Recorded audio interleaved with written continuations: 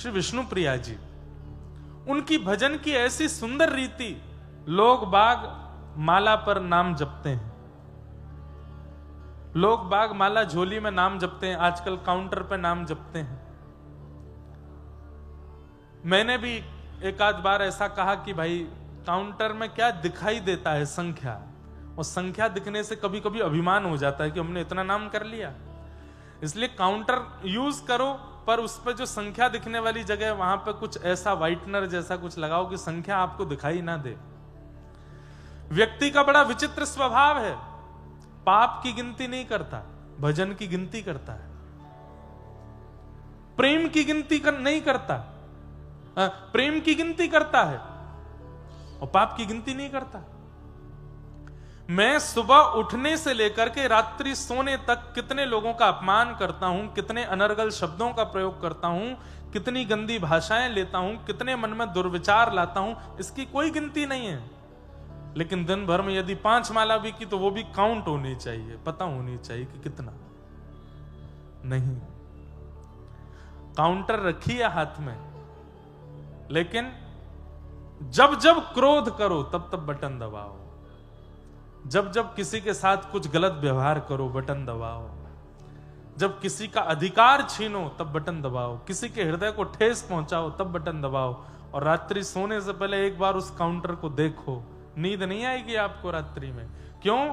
इतना भजन नहीं कर रहे थे हम दिन भर में जितना हम लोग गलत कर्म करते हैं। तो काउंटर पर नाम जपना है, कोई बुराई नहीं है उसमें। श्रीमद् भागवत जी आज्ञा करती है, तस्मात् केनाप्युपायेन मनः कृष्णे निमेशयेत्, किसी भी उपाय से सही भजन बनना चाहिए, हम उसका विरोध नहीं करते। लेकिन आज जिनका प्रादुर्भाव दिवस है, ऐसी विष्णु प्रिया जी, चैतन्य महाप्रभु की अर्धांगिनी, उनकी भजन की रीति सुनेंगे तो आप लोगों के हो सकता है नेत्र सजल हो जाए। क्या करती हैं महाप्रभु जी? तो सब छोड़ करके जगन्नाथपुरी चले गए। कथा सबको पता होगी कि महाप्रभु जी तो वृंदावन जाना चाहते थे, लेकिन मां की आज्ञा थी कि वृंदावन बहुत दूर है बंगाल से, ऐसी जगह चले जाओ कि कल को अगर मेरे अंतिम समय का क्षण आवे तो तुमको आने में विलंब ना हो। जगन्नाथपुरी भी वृंदावन है, वहां चले जाओ। तो महाप्रभु जी जगन्नाथपुरी चले गए। तब उनकी पत्नी घर छोड़ करके नहीं गई, महाप्रभु जी की अनुपस्थिति में घर का ध्यान रखती हैं, उनकी मां का ध्यान रखती हैं। घर पर नित्य संत आते हैं, वैष्णव आते हैं, ब्राह्मण आते हैं, सबको प्रसाद पवाने की क्रिया करती हैं। लेकिन उनकी भजन की रीति कैसी? आज जितना अन्न घर में बनना है, और बंगाल में प्रथा है कि पूर्ण अन्न चावल है, चावल ही ज्यादा पाते हैं, दाल भात। महाप्रभु जी की भार्या वो एक पात्र में आज जितने चावल बनने उतने चावल के दाने रखती हैं, और प्रत्येक चावल को उठाती हैं और नाम जप करती हैं और उसको दूसरे पात्र में धरती जाती हैं, जब तक संपूर्ण चावल जो आज बन, कितने लोगों का प्रसाद बनना है? सैकड़ों तो महात्मा आने वाले हैं, सैकड़ों वैष्णव आने वाले हैं, ठाकुर जी की भोग प्रसादी बनने वाली है। कोई 2-4 मुट्ठी चावल नहीं, परात भर के चावल होती थी। एक एक दाने को उठा करके ठाकुर जी का नाम गुणगान करते हुए उन चावलों पर नाम जप करती, फिर उन चावलों को धो करके सिद्ध करके ठाकुर जी को प्रसाद पवाती। ठाकुर जी के प्रसाद के बाद ठाकुर जी का भोग संतों में वितरण करवाती, माता जी को पवाती, सबको पवाने के बाद जो शेष बचता वो स्वयं पाती। ऐसा भजन विष्णु प्रिया जी का। हम कर सकते हैं ऐसा? यहां 16 माला हमारी रोज हो जाती हैं तो हम लोग इंसान को इंसान नहीं समझते, वो असुर बन जाता है हमारे लिए।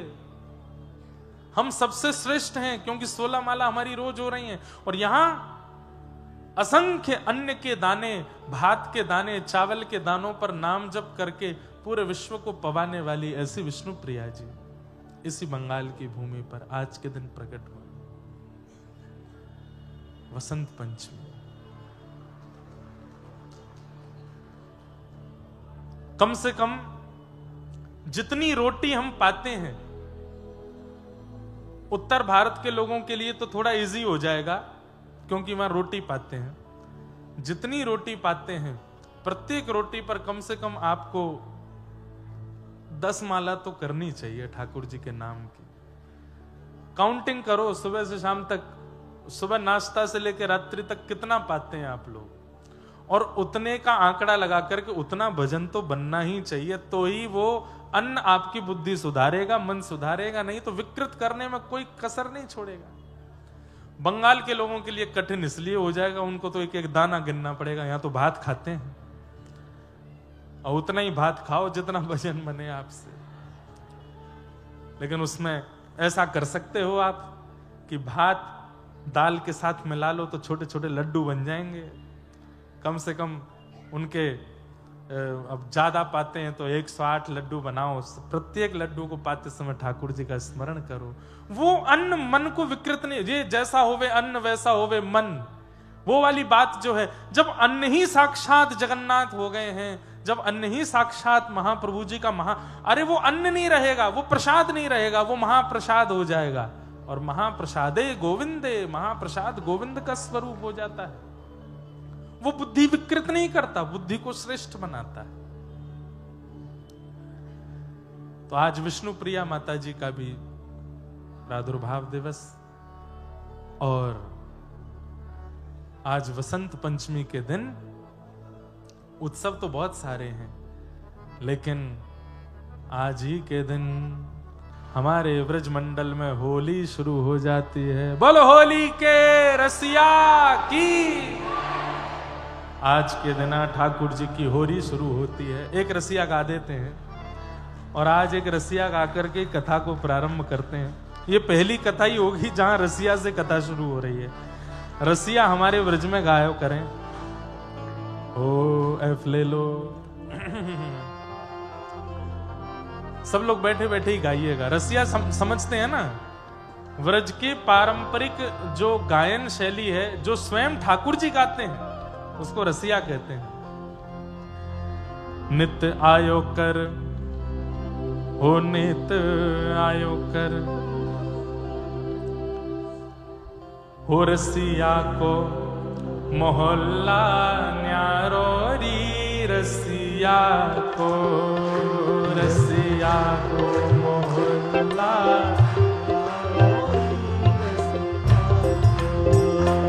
रसिया को मोहल्ला न्यारो री, रसिया को, रसिया को मोहल्ला न्यारो री, रसिया को। भैया नीचे वाले तो गा रहे हैं, सोफा वाले भी गाएंगे तो आनंद आवेगा।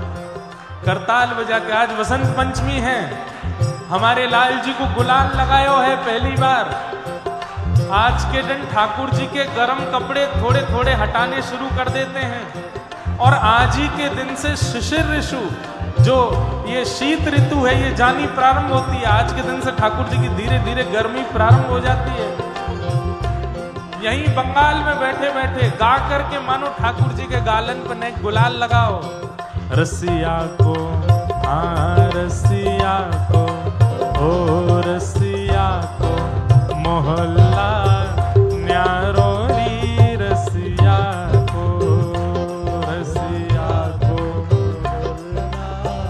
न्यारो री, रसिया। अरे हारे रसिया को, हमें रसिया को, हरे रसिया को, हमें रसिया को मोहल्ला न्यारो री, रसिया को, रसिया को मोहल्ला न्यारो री, रसिया को, रसिया को न्यारो री, रसिया। ब्रज भाषा में है, समझ में आ रही है? अरे बंगाल वासियों बूझते पारो, ब्रज भाषा बूझते पारो, तो फिर गाओ पारो। क्या बोलेंगे? गाओ भी। बंगला में कैसे बोलेंगे? गाओ साथ में, गाओ गाओ। हे रसिया को मोहल्ला न्यारो री, रसिया को, रसिया को न्यारो री, रसिया को। अरे रसिया को, हमें रसिया को, अरे रसिया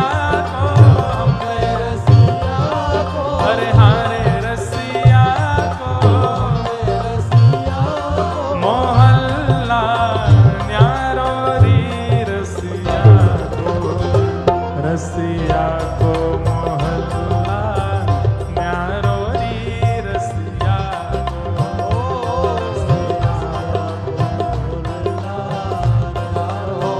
भैया श्रोता देखने ना श्रोता, तो एक बार पीछे वाली पंक्ति में देखो, ये देखो क्या आनंद में झूम रहे हैं सब रे।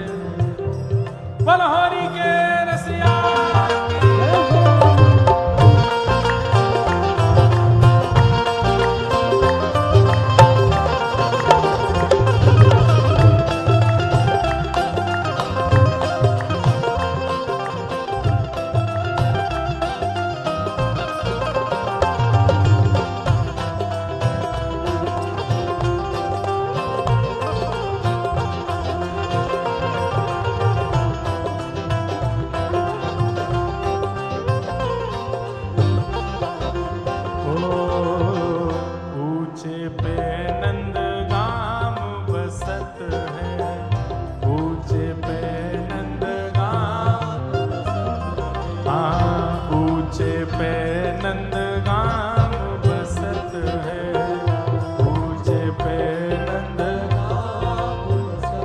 जहाँ राजत वंशी वारोरी, जहाँ राजत वंशी ओ जहाँ राजत वंशी वारोरी, जहाँ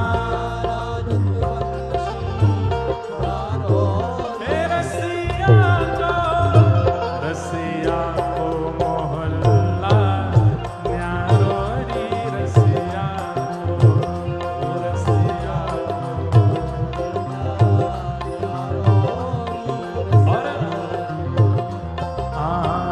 बरसाने या की भई है सगाई, बरसाने या की भैया अभी अभी हमारे गिरधर लाल जी ब्याह करके आए हैं और राधा गिरधर लाल है कि आए हैं बरसाने में ब्याहुला करके आए। आप सबन को बधाई हो।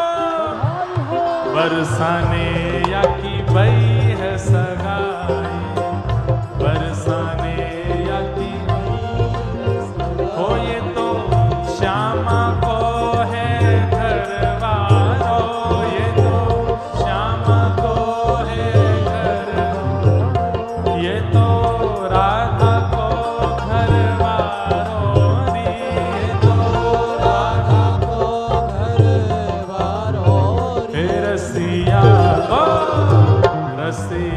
को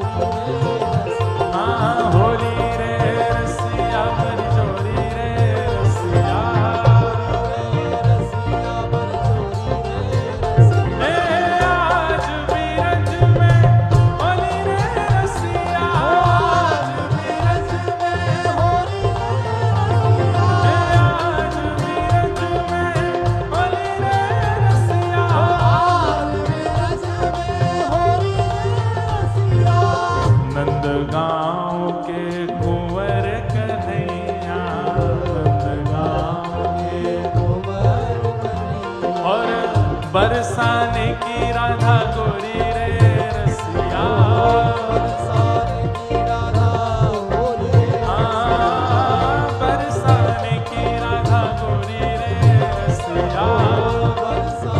गाओ बजाओ ढाके, आज बिरज में होली रे रसिया, आज बिरज में होली रे रसिया, आज बिरज में होली रे रसिया,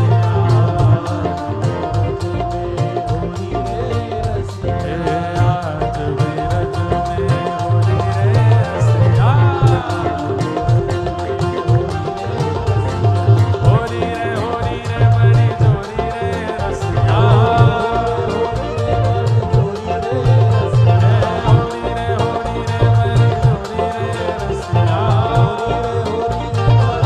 रसिया, आज बिरज में होली रे रसिया, आज बिरज में होली रे रसिया, आज बिरज में होली रे रसिया, आज बिरज में होली रे रसिया, आज बिरज में होली रे रसिया, आज बिरज में बलहारी के रसिया की जय जय श्री राम, जय जय श्री राम, जय जय श्री राम। बधाई हो, बधाई हो, बधाई हो। तो इस प्रकार से आज के दिन से हमारे व्रजमंडल में फागुन की बौछार शुरू हो जाती हैं। ठाकुर जी को रंग लगाना प्रारंभ है जाए और हमारे व्रज की परंपरा में आज से ढप बजने शुरू हो जाते हैं। ठाकुर जी के महल में, भवन में ढप बजते हैं। बाजन लागेरी ढप आज बाजन लागेरी। आप कहेंगे महाराज जी आज से क्यों शुरू हो गया? 40 दिन की होली होती है व्रजमंडल में। कितने दिन की? अब तो देखो रात हो गई, अब जाके गुलाल मत लगाना, पर ये तो सुबह ही लगाना था। आज के दिन गुलाल लगाते हैं ठाकुर जी को। जो लगा के आए उनको बहुत बहुत शुभकामना, जो नहीं लगा के आए अब तो कुछ हो नहीं सकता, कल लगा देना। और वैसे तो व्रज के उपासक तो आज से लेके 40 दिन तक रोज लगाए। हमारे गिरधर लाल जी रोज लगाएंगे, रोज थोड़ा थोड़ा गुलाल, और संध्या में लगभग 5-6 बजे फिर गुलाल हटा लिया जाता है। इन 40 दिनों में ठाकुर जी सहज हो जाते हैं सबके लिए।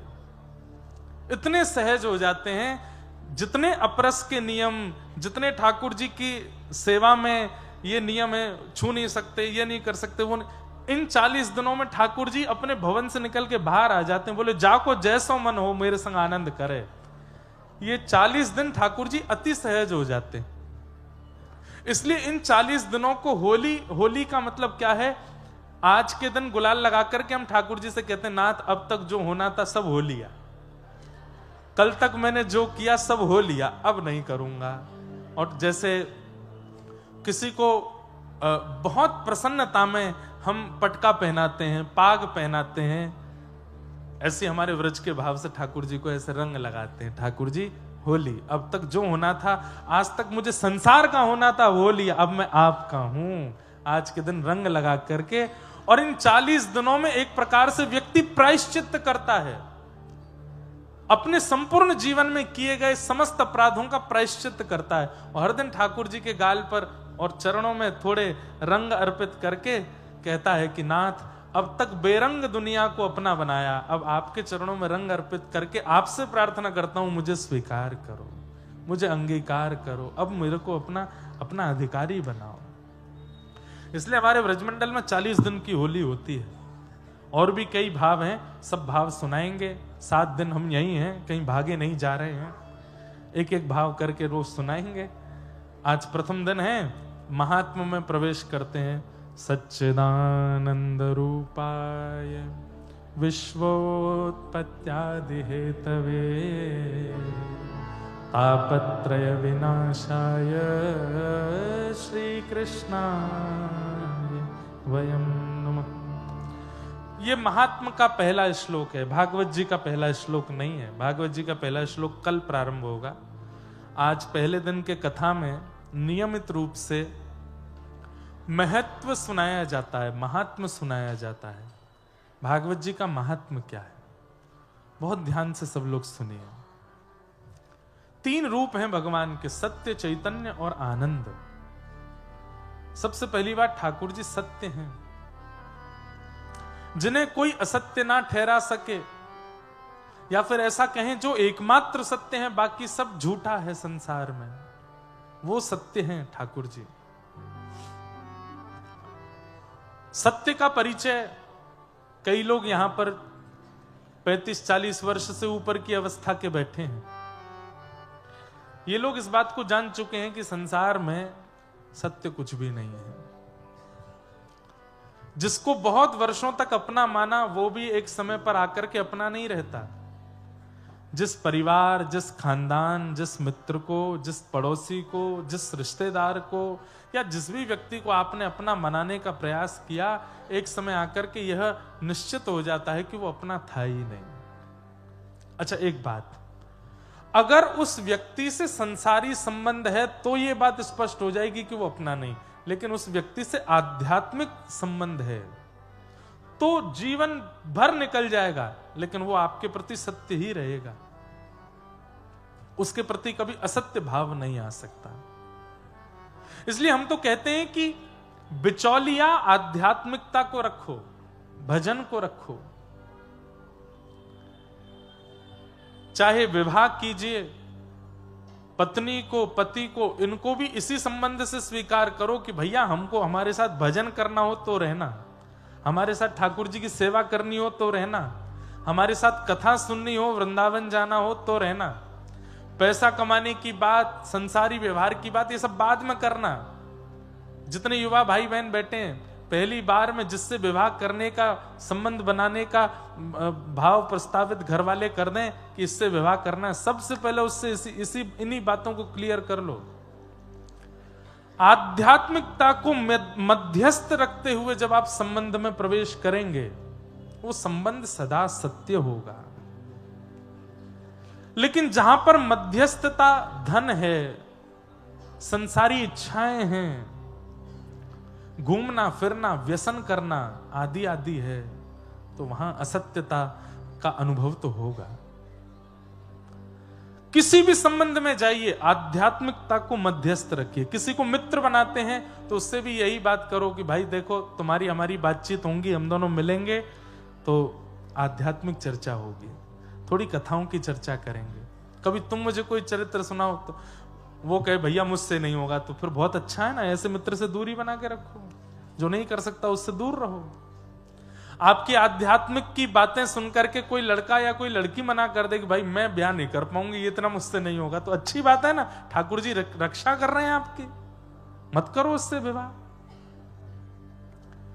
इन्हीं संबंधों से आध्यात्मिकता को मध्यस्थ रखते हुए संतान की कामना रखो कि हे नाथ, हमें पुत्र हो चाहे पुत्री हो, वो भी हमें इसी भाव से प्राप्त हो कि वो कालांतर में चल करके आपका भजन करे, आपकी कथा सुने, आपके सेवा में रत रहे। भैया आज के आधुनिक भारत में और आधुनिक वर्ल्ड में एक बात मैं आपको कह दूं, मेरी बात बहुत ध्यान से सुनिएगा। पहले माता पिताओं की चिंता होती थी कि बालक पढ़ लिख करके कुछ बन जाए। पहले माता पिताओं की चिंता होती थी इसकी जॉब लग जाए, इसकी नौकरी लग जाए, अच्छा कमाने खाने वाला हो जाए, घर बना ले, अपना परिवार सेटलमेंट कर ले। पर अब इतना आधुनिक संसार हो गया है कि भूखा कोई नहीं रहने वाला है। अनपढ़ गंवार भी कुछ ना कुछ कमा खा लेगा। और आजकल सबसे ज्यादा कमाई तो चल रही है हेटर्स की। जो कुछ अच्छा नहीं कर रहे हैं वो कुछ ना कुछ वीडियोस बना बना करके अपने बना रहे हैं, उनके भी काम चल रहे हैं, उनकी भी बढ़िया चल रही है। बल्कि क्या बताएं, अनर्गल तरीके से अपने वीडियोस को बना के डालने वाले लोगों के घर बन गए, गाड़ियां आ गई घरों में। पढ़े लिखे नहीं है, बिल्कुल अंगूठा छाप हैं। स्कूल में एक बार भी पासिंग मार्क्स भी नहीं आए उनके, लेकिन खूब कमा रहे हैं। तो आजकल कमाई करना, घर बना लेना, एक प्रतिष्ठित हो जाना कोई बहुत बड़ी बात नहीं है, सब हो रहे हैं। लेकिन शुद्ध रहना, सात्विक होना, आध्यात्मिक होना, भक्त होना, भगवत संबंध की भावना चित्त में होना, यह होना बहुत मुश्किल हो गया है। इसलिए आजकल हमारा बालक पढ़ा लिखा बने, हमारा बालक बहुत योग्य बने, बहुत अच्छे कारोबार में आ जाए, ये इच्छा माता पिताओं की नहीं होनी चाहिए। हमारा बालक भक्त हो, संस्कारी हो, वैष्णव हो, ये इच्छा रखे। तो इन्हीं कामनाओं से अगर संतान की कामना भी की जाए तो वह भी सत्य संबंध स्थापित कर पाएंगे। बाहर जो कार्यकर्ता लगे उनसे कह दो कि भैया ने हल्ला नहीं मचा, में हाथ जोड़ के प्रार्थना कर दो। तो भगवान का स्वरूप क्या है? सत्य। दूसरा ठाकुर जी का स्वरूप है चैतन्य। ठाकुर जी कोई एक जड़ वस्तु में विद्यमान नहीं है, वो चैतन्य है, यथा संभव सब जगह है, सब जगह उनकी व्यापकता है। जगन्नाथ महाप्रभु के एक परम भक्त हुए, उनका नाम था बंधु महंती। क्या नाम था? हाँ, बहुत दीनहीन परिवार से थे, ज्यादा संपन्न नहीं थे, ज्यादा संपन्न नहीं, संपन्न थे ही नहीं। ऐसी परिवार की स्थिति थी कि भिक्षा मांग करके पाते थे, और जो आ जाता था उसी में पत्नी बच्चों को पवाते थे। लेकिन इन्होंने अपने घर में एक नियम बना रखा था। क्या? अब एक एक दो दो दिन तक भोजन तो बनता नहीं था घर में, तो पत्नी बच्चे इनसे लड़ते थे कि तुम कुछ करते क्यों नहीं हो। बहुत ध्यान से सुनिएगा, तुम कुछ करते क्यों नहीं हो, तुम्हारे पास कोई काम क्यों नहीं है, तुम कहीं से भोजन की व्यवस्था क्यों नहीं करके लाते। तो बंधु महंती जी अपने घर वालों से बोलते, आएगा, मैं एक काम करता हूं, मुझे एक नौकरी मिली हुई है। बोले क्या नौकरी है? बोले एक व्यक्ति ने मुझसे कहा है हमारे परिवार के नाम से तुम और तुम्हारा पूरा परिवार घर पे बैठ के कीर्तन किया करे तो हम तुम्हारे घर भोजन भिजवा दिया करेंगे। तो अपनी पत्नी बच्चों से बोले कीर्तन करो, कीर्तन करो जितना हो सके। एक दिन हो जाता, रात्रि तक भोजन की व्यवस्था नहीं होती, तो पत्नी बच्चे कहते भोजन तो आया नहीं। बोले कि सेठ जी प्रसन्न नहीं है कीर्तन से, इसलिए नहीं दे रहे भोजन, और करो। तो बच्चे भोजन के लोभ में खूब जोर जोर से मंजीरा बजा बजा के कीर्तन करते थे, और इतने में ही 2-4 दिन में किसी की दया आ जाती, किसी को वो थोड़ा बहुत राशन दे जाता। और देखा कल तुमने कीर्तन बढ़िया किया, सेठ जी ने प्रसाद भिजवा दिया, पाओ अब इसको। बच्चे लोग पाते, आराम करते, पत्नी भी प्रसन्न हो जाती। फिर भूख लगती तो कहते भजन करो, भजन करोगे तभी आएगा। तो भजन का लोभ दे करके पत्नी बच्चों से भोजन का लोभ दे के भजन करवाते थे। बंधुओं, जिनके घर में बच्चे या फिर संबंधी जन ठाकुर जी का स्मरण नहीं करते, उनको ऐसे बहाने ढूंढने चाहिए भजन करवाने के। हम कह रहे हैं झूठ बोल के ही सही, कह दो उसको। बोले सुन, तू चाहता है ना कि तेरा ब्याह उससे हो जाए? बोले हाँ चाहता तू। एक ज्योतिषी जी ने बताया। बोले क्या? बोले दोनों भुजा उठा के उछल उछल के हरि नाम संकीर्तन करेगा तब तेरा ब्याह होगा। मांस मच्छी छोड़ देगा, भगवान का नाम जब शुरू कर देगा, सिर पर ब्रह्म तिलक धारण करेगा, ठाकुर जी का चंदन लगाएगा, तो उससे ब्याह होगा। भैया भक्तमाल जी साक्षी हैं इस बात की कि प्रारंभ में नाटक किया था, लेकिन कुछ समय बाद वो असलियत में परिवर्तित हो गया। ठाकुर जी ने उसको स्वीकार कर लिया। एक बात तो बताना ही भूल गया, आज श्री भक्तमाल जी के रचनाकार श्री नाभाजी का भी जन्मोत्सव है, उनका भी प्राकट्य दिवस है।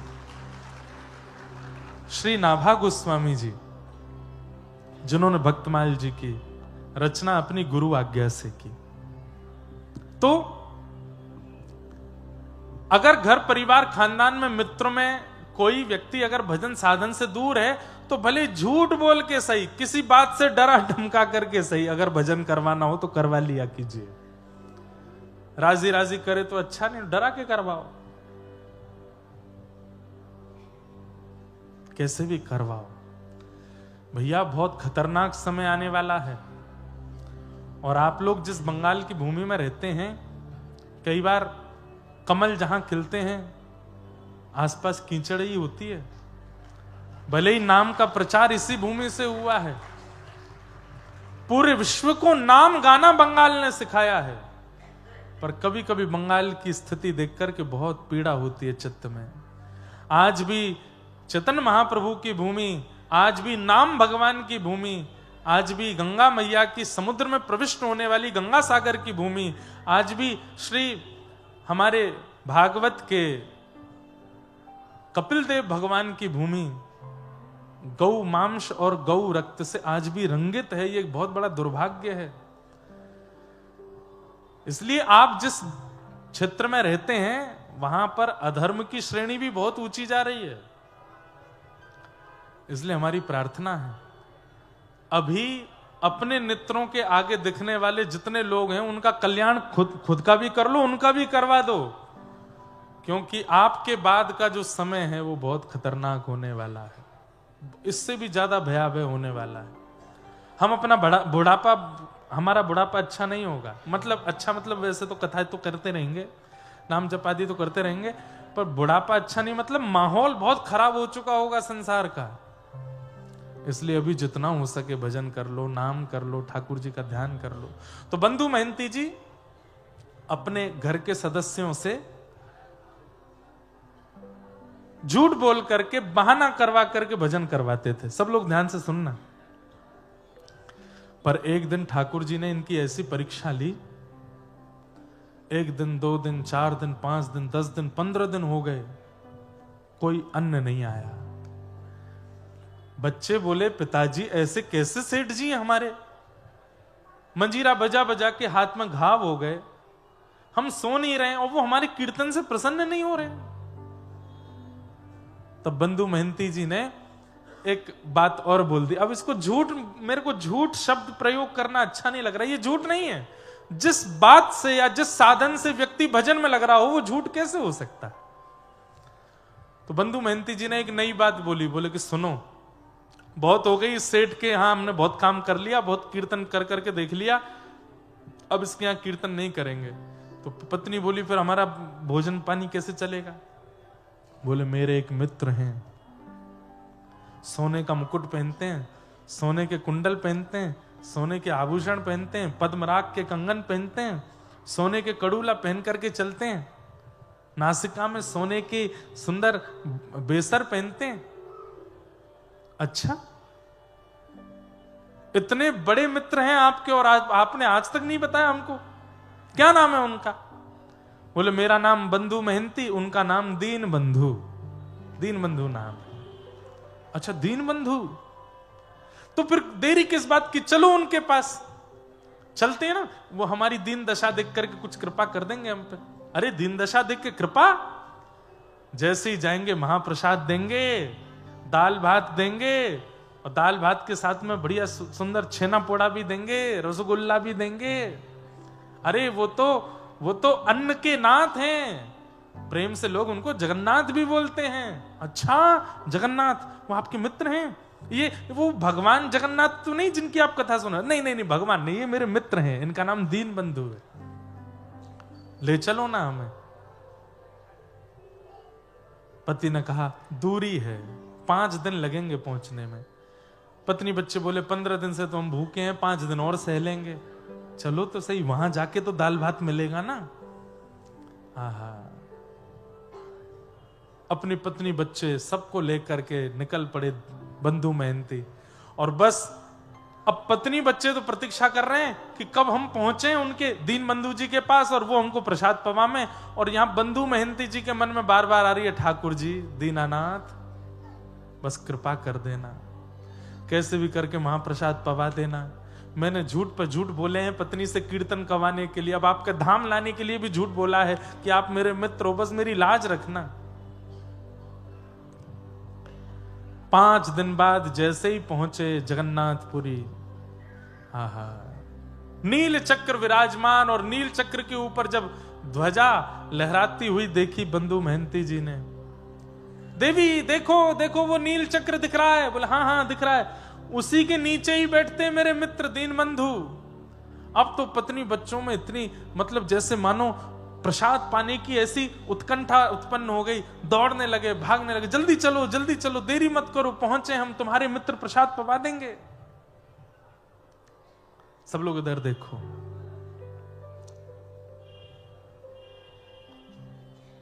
पहुंच गए। पत्नी बार बार के कहां है तुम्हारे सखा? अरे भीतर तो चलो, अभी दिखाता हूं। सिंह द्वार से भीतर प्रवेश किया, परिक्रमा करते हुए जैसे ही अंदर पहुंचे, गरुण स्तंभ के पीछे जाकर के खड़े, हजारों की तादाद में भक्त खड़े हैं। पत्नी बोलने लगी, कहां तुम्हारे मित्र? अरे देखो, मुझे देखते ही भुजा पसार करके खड़े हैं, गले मिलने के लिए देखो कैसे बुला रहे हैं, हाथ फैला करके कह रहे हैं जल्दी आओ जल्दी आओ। बीच में सुभद्रा जी वो तुमको बुला रही हैं और बलभद्र जी बच्चों को बुला रहे, देखो सब भुजा पसार करके बुला रहे हैं, लेकिन भीड़ इतनी ज्यादा है, इतने लोग खड़े हैं सामने, कैसे जाएंगे हम उनके पास?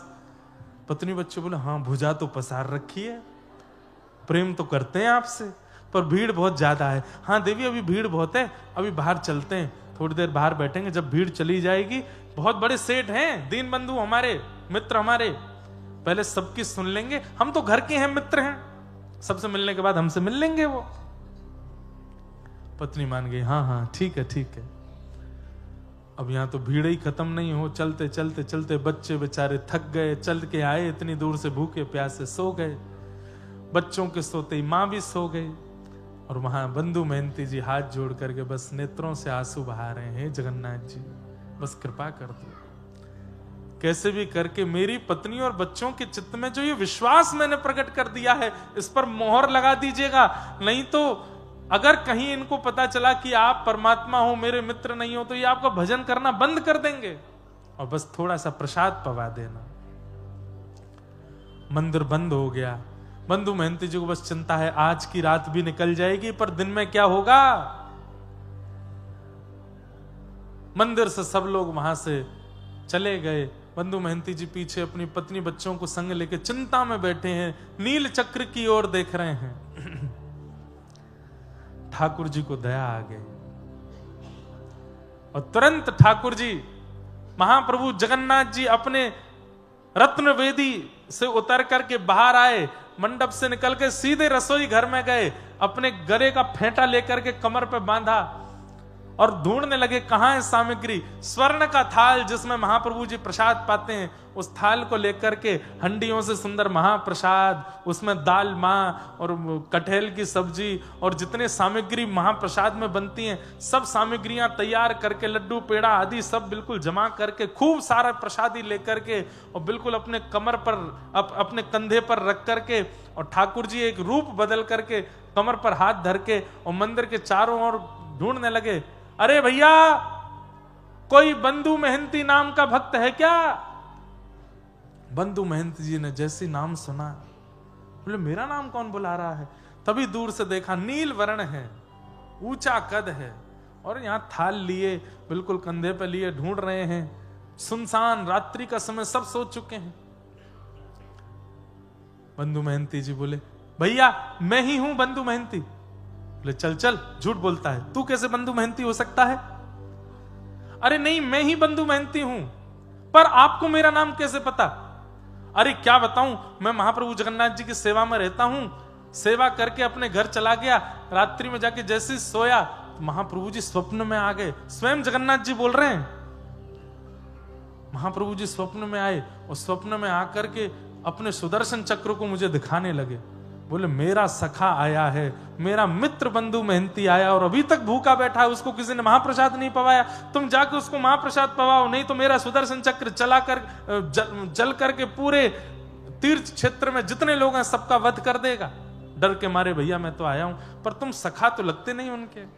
बंधु महंती जी रोने लगे, बोले मैं ही सखा हूं, मैंने उनको हृदय से सखा माना है। अच्छा तुम सखा हो? बोले हाँ। तो पूरे विश्व को पता है कि उनका नाम जगन्नाथ है, लेकिन उन्होंने मुझे स्वप्न में बताया था कि तुम इन्हें किसी और नाम से पुकारते हो, वो नाम बताओ। बंधु महंती जी बोले दीन बंधु। जैसे ही कहा दीन बंधु, ठाकुर जी थाल लेकर, अरे हाँ यही तो नाम है उनका, यही तो नाम बताया था। पूरा विश्व उनको जगन्नाथ कहता है, पर वो स्वप्न में बोल के गए थे मेरा मित्र बंधु मेहनती मुझे दीन बंधु बोलता है। बंधु मेहनती जी बोले, सच में उन्होंने आपसे स्वप्न में कहा कि मैं उनका सखा हूं? बोले हाँ, मुझे बोल के गए। बोले एक बात सुनेंगे? बोले क्या? मेरी पत्नी बच्चों को बता दोगे यही बात बिल्कुल कि मैं उनका सखा हूं, ऐसा उन्होंने बताया। पत्नी बच्चों को उठाया रात्रि में और देखो देखो कौन आया, और इनको पूरी बात बताओ, बस इनके चित्त में ये विश्वास प्रकट करा दो कि वो मुझे अपना सखा मानते हैं। बोले कि हाँ, उन्होंने सखा माना है और ये प्रसादी भेजी है। प्रसादी पे से वस्त्र हटाया, आहा इतना प्रसाद, अद्भुत प्रसाद। बंधु मेहनती जी और पूरा परिवार ठाकुर श्री जगन्नाथ जी के निज थाल में बैठ करके पा रहे हैं। और इतने में जगन्नाथ जी बोले, अच्छा मैं चलता हूं, मेरे जाने का समय हो गया, सुबह उठ करके थाल धो धा करके भीतर दे जाना, ठाकुर जी का है। बंधु मेहनती जी बोले ठीक है। ठाकुर जी जाकर के व्यवस्थित हो गए।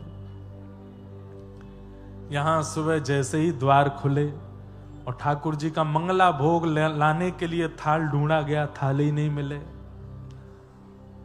कैसे ठाकुर जी खेलते हैं।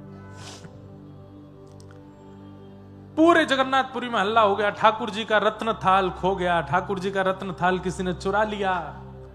इतने में बंधु मेहनती जी बढ़िया मांज मूंज करके, बढ़िया साफ करके और सिर पर धर के थाल लेकर के आ रहे थे। जैसी थाल पर दृष्टि पड़ी, सब पुजारी दौड़े, ए तो जगन्नाथ महाप्रभु का थाल है, तुम कहां से लेकर के गए? बोले रात में इसी में तो महाप्रसाद पाया था हमने। एक पुजारी जी थे, लंबे से चौड़े से, नीले नीले से, वही दे के गए। पुजारियों ने कहा ये झूठ बोल रहा है, ये चोरी करके थाल भागा, लेकिन श्री क्षेत्र से बाहर जाने पर कोई अड़चन आ गई होगी इसलिए वापस करने आ गया है, इसको पकड़ लो, बंदी बना लो। पकड़ करके बंदी बना करके खूब मारा, इतना मारा इतना मारा। बोले चोर चोरी करता है। बंधु मेहनती जी के तो नेत्र बंद हो गए। वाह जगन्नाथ महाप्रभु, बड़ी कृपा, बड़ी कृपा। रात में आकर के मुझे महाप्रसाद पवाते हो, अपना सखा बताते हो, अपने थाल में भोजन कराते हो, खुद ही कह जाते हो कि सुबह आके दे जाना, और मैं देने आया तो मेरी पिटाई करवा रहे हो। ठाकुर जी ने तुरंत पुरी के राजा को स्वप्न आदेश किया कि मेरा सखा है बंधु मेहनती, उसको पुजारी लोग मार रहे हैं, तुम जाकर के अभी रोको, और उसको जो दंड दिया है, उसको जो पीड़ा दी है, उसकी भरपाई करो। बोले क्या? आज के बाद जब तक जगन्नाथपुरी में मैं विराजमान हूं, तब तक हमारे मंदिर में जितनी चढ़ोतरी आती है, जितना धन आता है, जितनी संपत्ति आती है, सबका कारोबार देखने की जिम्मेवारी बंधु मेहनती को दे दो। आज तक उनका परिवार उस सेवा को कर रहा है। तब राजा ने आकर के, बंधु मेहनती जी को अभी तक नहीं पता, वो वही ढूंढ रहे हैं, वो लंबे कद वाले पुजारी जी कहाँ हैं। तब राजा ने आके कहा वो लंबे कद वाले कोई पुजारी नहीं है, तो स्वयं जगन्नाथ जी आए थे प्रसाद पवाने के लिए। आहा, ऐसे हमारे महाप्रभु जगन्नाथ जो सबका ध्यान रखते हैं। अहे नीला शैला प्रवर मतावरण प्रबल मतावरण मुआरत नलनी बनकु कर दलन अहे नील शैला कहे साल बेग हीन जाति रे यमन कहे साल बेग हीन जाति रे मुजमन श्रीरंगा चरण तल करु अपन आहे नील शैल। ऐसे महाप्रभु जगन्नाथ, श्री जगन्नाथ महाप्रभु चैतन्य है भगवान। उनको धातु में या जड़ वस्तु में आप मत देखिए, वो सर्वत्र हैं, विद्यमान हैं। बस आपके प्रेम भाव से उनको एक बार पुकार लिया जाए, वो प्रकट होने को तैयार है।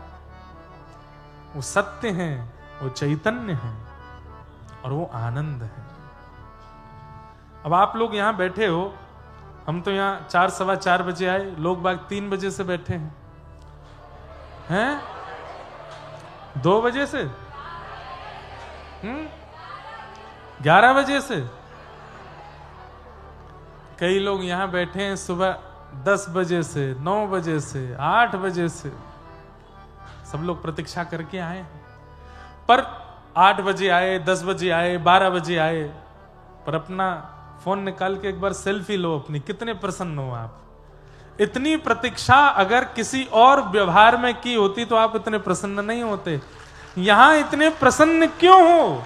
क्योंकि ये वस्तु प्रसन्नता नहीं, सुख नहीं, ये आनंद दे रही है। ये आनंद है और यही आनंद श्री कृष्ण है। ऐसे बंधु मेहनती के ऊपर कृपा करते हैं। क्यों? क्योंकि ठाकुर जी आनंद स्वरूप हैं, आनंद प्रदान करते हैं। सच्चिदानंद रूपाय विश्वोत्पत्त्यादि हेतवे। विश्व की उत्पत्ति, पालन और संहार के जो हेतु हैं, तापत्रय विनाशाय, 3 प्रकार के तापों का जो विनाश करते हैं, ऐसे श्री कृष्णाय वयं नमः। ऐसे श्री कृष्ण को हम बारंबार प्रणाम करते हैं। बंधुओं, अज्ञानध्वांत विध्वंस कोटि सूर्य समप्रभ, सूताख्या हि कथासारं मम कर्ण रसायनम्।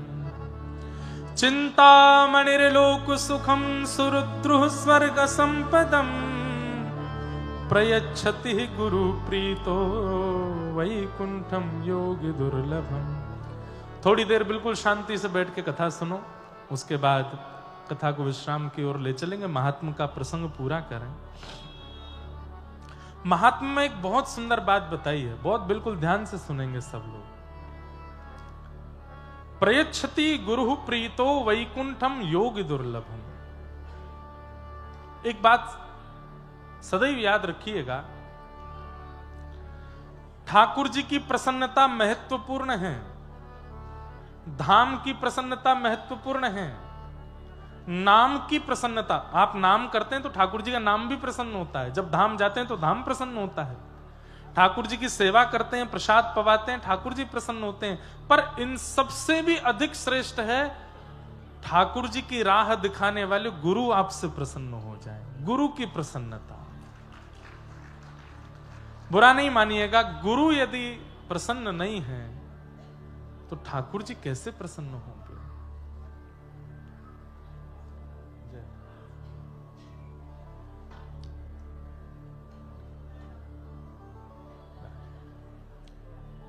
विराजो सब लोग।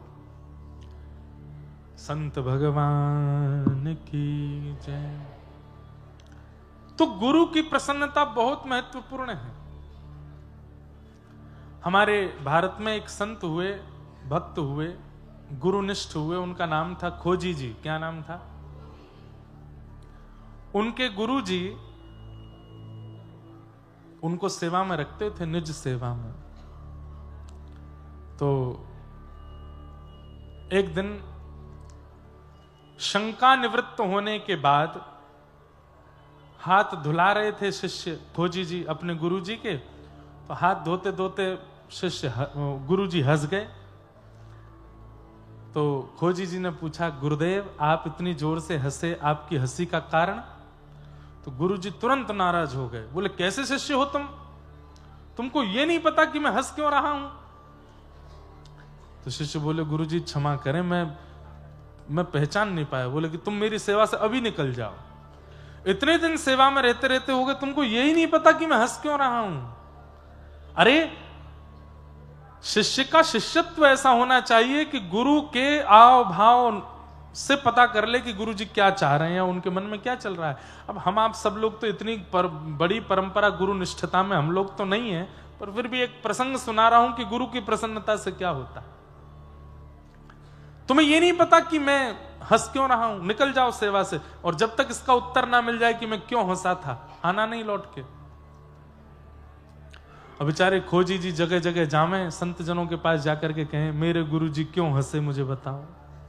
संत बोले हमें क्या पता तुम्हारे गुरुजी क्यों हंसे। कई संतों से बेचारे हाथ पांव जोड़ करके खूब दान दक्षिणा भी दे देते, प्रसन्न कर दे। संत बोले बोलो तो सही क्या बात है, तुम पीछे पड़े। बोले मेरे गुरुजी हंस गए थे एक बार, वो क्यों हंसे थे ये बता दो। कोई नहीं बता पाया। तब एक दिन आप एक वृक्ष के नीचे बैठ करके और बिल्कुल व्याकुल हृदय से रोने लगे और बस पूछने लगे प्रकृति मुझे जवाब दो, मुझे गुरुजी ने दूर कर दिया सेवा से, वो हंसे क्यों थे। तब परम भागवत श्री कबीरदास जी प्रकट हो गए और बोले रोते क्यों, मैं बताता हूं। बोले क्यों हंसे। बोले तुम्हारे गुरुजी इसलिए हंसे कि जब लघु शंका के बाद वो हाथ धो रहे थे उसी समय पीपल के वृक्ष का एक बीज वहां गिरा हुआ था और हाथ धोने पर वो जल जो था वो पीपल के उस बीज को बहा के ले गया। तो गुरुजी हंसने लगे, बोले वारे बीज, तू ही अगर भूमि के अंदर प्रविष्ट हो गया होता, वृक्ष बन गया होता तो तुझे नारायण मान करके पूरी दुनिया पूज रही होती, लेकिन तू केवल बीज मान करके संसारी विषय में ऊपर उठा हुआ है, इसलिए आज तेरी गति देख, केवल एक सामान्य से लघु शंका के जल में तू बह करके जा रहा है। संसार के लोगों पर हंसते हुए तुम्हारे गुरुदेव कह रहे थे कि जो अनेक बीजों को जन्म और अनेक लोगों को छाया प्रदान करने वाला वृक्ष बन जाता है वो नारायण के समान पूजने लगता है, लेकिन जो वृक्ष से विहीन होकर के केवल बीज बन के पृथ्वी पर गिर जाता है वो एक दिन किसी इसी प्रकार के मलमूत्र के जल में बह जाता है। संसार का जीव क्या है, वो विषय आसक्त है। अब ये बहुत समझने वाली बात, उसको ये चिंता नहीं है कि 7:30 बजे कथा पूरी हो जाएगी, 7 बजे महाराज जी चले, उसको ये चिंता है 7 बजे पूरी हो जाएगी, उसके बाद मुझे संदेश खाने वहां जाना है, मेरी जीव को संदेश की इच्छा हो रही है, मुझे उसको खिलाना है, विषय भोग की इच्छा। उसे ये चिंता नहीं है कि आज रात मेरा भोजन होगा कि नहीं, उसे ये चिंता है कि मेरे नेत्रों को उसको देखने की इच्छा है, वो मुझे दिखेगा कि नहीं या दिखेगी कि नहीं। उसे यह चिंता नहीं है कि रात्रि में सर्दी होगी या गर्मी होगी, मैं क्या ओढ़ूंगा क्या पहनूंगा, उसे यह चिंता है कि मेरे त्वचा को इस स्पर्श की आवश्यकता, ये स्पर्श उसको मिलेगा कि नहीं। मैं बहुत ढक करके बोल रहा हूं बातें। विषय भोग की आश में पूरी दुनिया दौड़ रही है। जो स्थिर होकर के एक वृक्ष बनकर के खड़ा हो जाता है, जैसे साधु स्वामी विवेकानंद, वो वृक्ष हैं, क्योंकि आज तक उनकी छाया में कितने लोग आनंदित हो रहे हैं, आज तक उनके द्वारा प्रकट किए गए फलों को कितने लोग चाख रहे हैं, वो वृक्ष हैं। हम आप सब वृक्ष नहीं, हम बीज हैं। वृक्ष बनने की सामर्थ्य हम में है, पर विषय भोग में हमारी इतनी इच्छा है कि हम संसार के विषय भोग रूपी उस जल में बहते जा रहे हैं। कबीरदास जी ने प्रकट हो गया, इसलिए तुम्हारे गुरु जी हंस रहे थे। खोजी जी बोले इतनी गहरी सोच मेरे गुरु जी की, वो सामान्य हाथ धोते हुए बीज बह गया तो इस पर इतना गहरा चिंतन कर लिया। तुरंत जाकर के गुरुजी से उन्होंने कहा, गुरुजी आप इतने साल पहले इस बात पर इसलिए हंसे थे। गुरुजी ने कहा मेरा शिष्य हृदय से लगा लिया। बोले अब तुझे परमात्मा से मिलने से कोई न रोक सकता। क्यों? क्योंकि मैं तुझसे रीझ गया। भले ही मुझे परमात्मा नहीं मिले, पर मेरी प्रसन्नता से तुझे परमात्मा जरूर मिलेंगे। ये गुरु में सामर्थ्य है बंधुओं।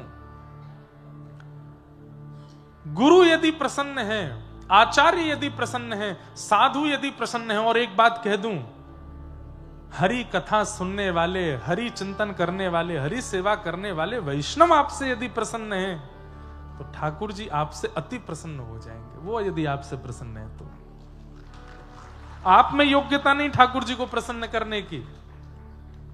अब यहां इतनी संख्या में लोग आए, इतनी संख्या में वैष्णव अगर मुझसे प्रसन्न हो गए, मेरे कथा सुनाने के भाव से आनंदित हो गए, तो आप सबकी प्रसन्नता जगन्नाथ जी को प्रसन्न कर देगी। जगन्नाथ जी को, लाला बहुत बढ़िया, तू ऐसे ही सबन को प्रसन्न करे कर। आपकी प्रसन्नता ठाकुर जी की प्रसन्नता से ज्यादा आवश्यक है मेरे लिए, और आप लोगों के लिए गुरु की प्रसन्नता। हम भले ही यहां से नीचे आपके गुरु नहीं है, पर जितनी देर यहां बैठे उतनी देर आपके गुरु हैं, और उतनी देर आपको वो विचार करना चाहिए कि ये प्रसन्न रहें। कथा में सोए ना, कथा में हल्ला ना करें, कथा में कुछ पिए ना, कुछ खाएं ना, किसी को परेशान ना करें, शांति बना करके रखें, ताकि ये प्रसन्न होकर के कथा सुनाए तो ऐसी कथा सुना देंगे कि 7 दिन में हमको भले ही ठाकुर जी का अनुभव नहीं, आपको हो जाएगा। हम प्रसन्न हो गए तो, और हम नहीं, व्यास मंच पर सुशोभित होने वाला, व्यास गद्दी पर बैठने वाला कोई भी वक्ता यदि गुरु रूप में अगर आपने उससे मान के उसको प्रसन्न कर दे, उसकी प्रसन्नता दक्षिणा से नहीं है। और दक्षिणा से प्रसन्न होने वाले अगर कोई गुरु जी हो तो वो हम नहीं है। हमारे सामने आप बैग भर के धर दो, ले जाओ महाराज जी हमको इतने दिन कथा, हम नहीं सुनाएंगे। हम आपको अपनी वास्तविकता बता रहे हैं। जब से लोग बाग बहुत ज्यादा आने लगे कथा में, तब से लोग ये प्रलोभ भी हमको देने लगे हैं, इतना ये ऐसे ये वाला सुना दो, ऐसा कर दो, यहां एक दिन के लिए आ जाओ, इतना दे देंगे। प्रसन्नता हमारी केवल इसमें है कि आप प्रसन्न होकर के, भावना में युक्त होकर के, भक्ति भाव से युक्त होकर के बस झूम करके कथा सुनो और भगवत अनुभव कर लो। आज के 8वें दिन की मैं गारंटी नहीं लेता, उस दिन आपको अनुभव होगा कि नहीं, पर इन 7 दिन में अनुभव हो जाएगा। ये भागवत जी के मंच की हम गारंटी ले सकते हैं कि इसकी गारंटी है कि 7 दिन में आपको अनुभव हो जाएगा।